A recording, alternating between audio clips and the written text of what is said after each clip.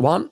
Live, Alberto, I'm so happy to talk with you again. Every time I talk with you or with your colleagues, electrification is like the key word that every time is coming out. I was curious to understand how electrification is connected with your concept of sustainability, and if you have examples, and or if you can go a little bit deeper, because I think a lot of users think, all right, electrification, I mean, but what's the big difference? What's the big deal when there is a big deal here?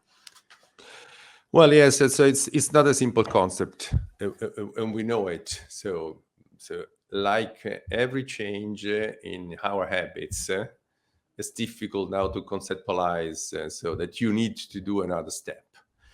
I think for this, only two basic points I think are relevant. On one side, we know that so this mix that is so offering renewable electricity to do things that you already do, but also things that you are not doing through electricity, will give so on the climate fighting so the best chance to reach the objectives that we have. Now we are adding, and I think now is more relevant than before, that the energy independency is relevant.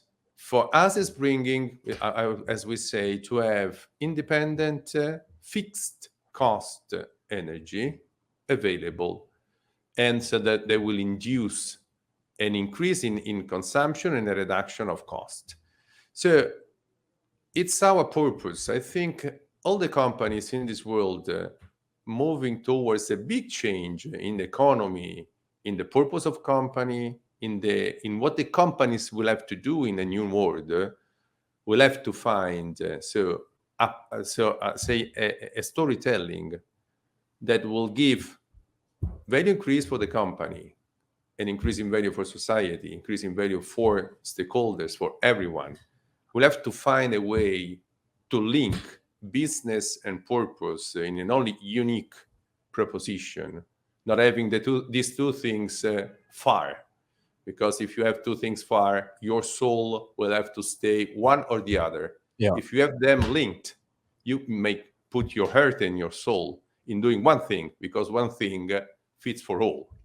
So this is and we think that notwithstanding difficulties, notwithstanding so up and down, notwithstanding what we are living, is still so the best proposition for us and what we can offer the world. Every company will have to find their own correlation between these two things and following this path. So, is it correct to say, Alberto, that is an evolution on sustainability concept? Because until this very moment, every company that I speak with, they say sustainability is very, very important. But then if you go a little bit deeper, I mean, it's a different concept for every company.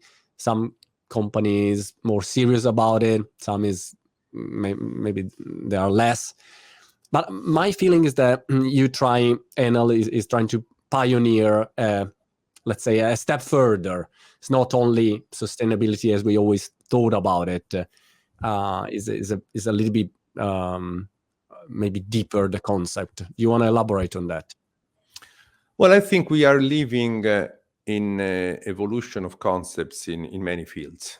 So now, pandemic crisis, war, energy crisis, I think that are moving our thoughts, and also putting some time constraints in the way in which we have to reconceptualize a lot of things. Value chains, energy independencies, geopolitics, climate challenge, and also all the other challenges that we have. So increasing in cost, inflation. So it's a time in which I think we will see this reconceptualization very fast. And I think that also companies, also economy is an evolving concept. so we can follow the evolution, and every time that we follow the evolution, we may have companies that are ahead, other that are in the middle, other that are lagging behind. But if you look, the movement is clear. So this is something that is happening. So I think that so sustainability that appeared, so to say, 7 years ago in a serious way, it was so applied in different way. But there is the only one thing that at the end will be the way in which it's the application will be good, is that sustainability is inside the business models. So it's the only way. So when you will do it, and you will change your company, finding the way in which you can make business, not harming anyone, but creating value for all, you will have it, we will be in the new concept, and you will find a way to create value for this. And also the value will have to change name. Today, we have concept of value because we are based on a specific way to look at economy. So I don't know, net income, free cash flow, all these words are linked to a concept, but they are not absolute. When the concept will evolve, also these names will evolve. Also the value will be different. So why I have not to be judged for the value I'm creating for all? Why I have to be judged only for the value I'm creating for a specific class of stakeholder? Why this? Because we are in this way of thinking. But the way of thinking is changing, and all this stuff, all this thing will change with him. It is the switch from shareholder capitalism to stakeholder capitalism. Is that kind of direction? Yes, it's the kind of direction. So I firmly believe that companies that want to create value will have to plan and consider at the beginning, so in planning, not only in doing things, but also in thinking, that the only way to create value is to have a business model, is to have a purpose that so makes the creation of value available for all. You can grow so harming someone on something to benefit for others. And it seems to be strange, but it's possible that companies may create a way to plan and to evolve that way, and also creating different languages to say, also in economical way, how value you create. And so you may also change a perspective on how so companies are doing things. To give you an example, everything you have today in the profit and loss is minus. You have revenues minus, all minus. Why you have all this minus? Because you have to maximize the final result. If you put something on this minus out of the way you look at it, you have not to minimize it. Why why so companies, multinational in the past, are trying to pay a very, very low taxes? Because it's a minus. You have to maximize other things. But if taxes are not a minus, it's a way to distribute a part of value to communities. Why you have to minimize it? You don't have to do it. You have to be transparent. You have to cooperate with the fiscal authorities, because you are giving a part of the value you are creating to communities. That's your purpose. So you have not to minimize it. So this is going to change also the way in which you think employees, suppliers, so shareholders for sure, customers, every stakeholder wants to have a part of the value a company creates. And this will change a lot of things. It sounds very good, and maybe too good to be true. So I wanted to understand if it's just a philosophical approach that in this moment is just is a theory about how companies should be, or is something that Enel is already implementing, and also what other companies in the world are doing? Because until this moment, if you listen to any quarter call, the discussion is always, the CEO speak and say, look, I need to create profit for my shareholders. That's it. There is no other discussion. So where are we? Well, yes. We are in a midpoint of a lot of discussion on definition, because it's clear that all the new things that we'll have to. So the first task of humans is to define a new thing, no? Then I will implement. So sometimes you stay stuck on the definition for years and years doing nothing. No, it's clear. We have everything. And but so at the very beginning of sustainability, when we said in other companies, so we have to find a way in which we can sell and the sustainability not as a philanthropic way to do something on the left and on the right doing my baby business, but try to find it, and we try to define. It is a value. So this proposition will have to offer people visibility that companies are creating value. So, and this was the case. So Enel, when changed, so the prospect had an increase of more than 100% of the value in 3-4 years from the previous way to do business. So there are concrete things in which you may confront yourself.